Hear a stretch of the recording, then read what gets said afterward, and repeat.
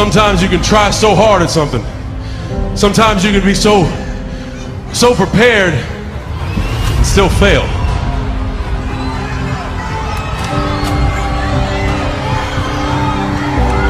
And with every time you fail, it's painful, it causes sadness.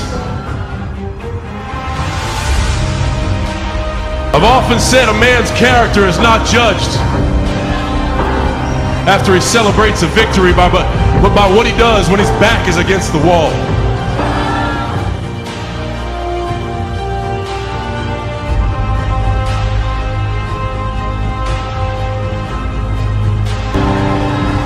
So no matter how great the setback, how severe the failure, you never give up. You never give up. You pick yourself up, you brush yourself off, you push forward, you move on, you adapt, you overcome. That is what I believe.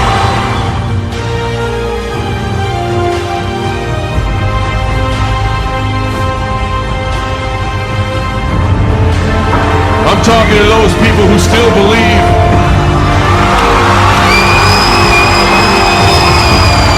Tonight, I speak to those who still proudly stand in my corner.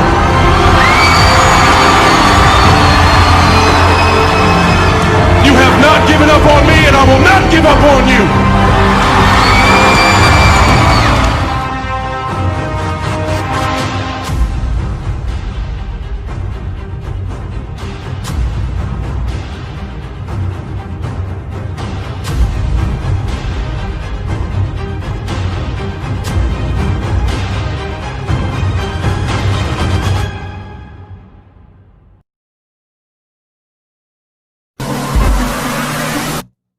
Takes guts. You gotta dig down deep. You got it out. Keep on going. Again and again and again. Until you make it happen, because you know that it's possible. Now, what do you do during the hard times, Les? Here's what you must do. Number one is, you must have faith. Paul said you must have the faith to call forth those things that be not as though they were. Judge not according to appearances. Don't judge your circumstances and the possibilities for your future based upon what you have now and because of what's going on now. No. That's not the real reality there.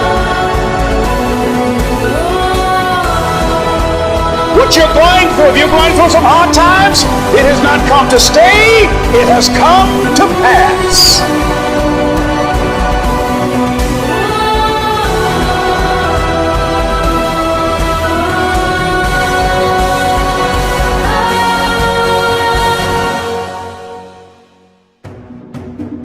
No matter how bad it is or how bad it gets, I'm going to make it.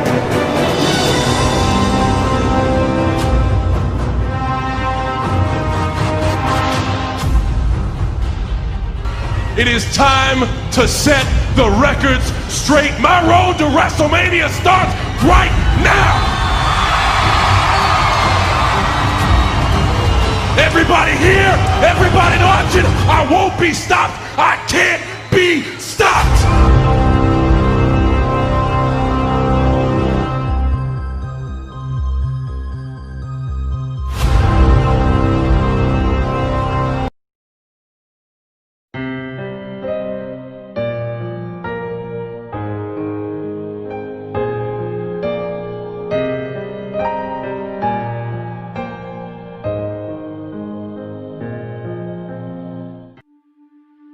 I can't even imagine what the suicide and homicide and just the rates of depression, and accidental death due to overdose are going to look like in the future. It's going to reach epidemic proportions. It's already, the statistics are already alarming, and yet nobody's sounding any alarm bells.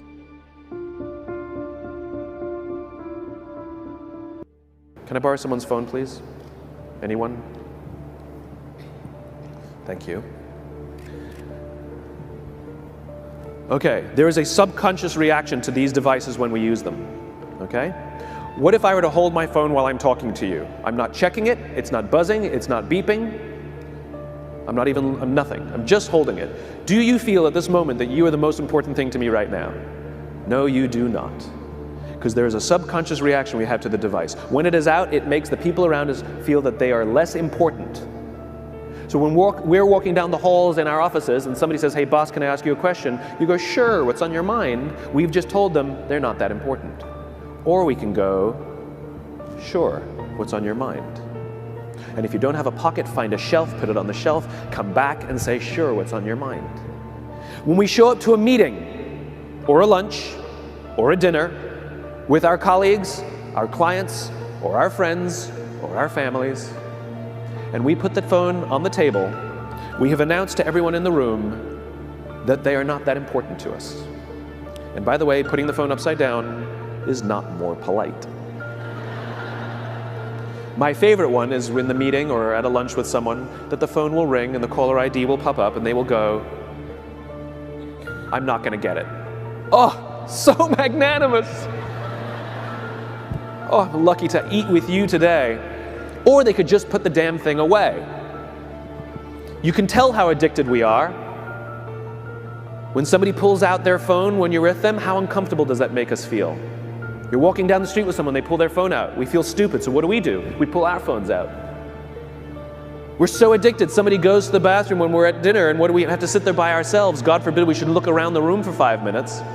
We pull our phones out. Meetings, awful. What do we do when a meeting happens, right? Everybody's sitting waiting for the meeting to start. Bob's running a few minutes late. Bob's here? Okay, start the meeting. Do you know when relationships are built? All that in between time. Thank you very much. Parents have to intervene. We have to stop giving our kids free access to social media and phones at young ages. They are not ready for it. Their minds cannot cope with the dopamine. Balance is fine. You can give a kid a phone, but they can't use it in their bedroom. They can't have it at the dinner table. They can't take it to school. They can only have it up to a certain hour, and you take it away. They're children. You can take the phone away. We've got to intervene as parents. But as companies, we now have to deal with the influx of kids that are coming into our companies with addiction. Watch, I see it all the time. Walk through any office. You'll see the older employees have their phones on the sides of their computers as they're working. You'll see the youngest employees have their phones face up in front of their keyboards between their arms as they're working. And this is how they work.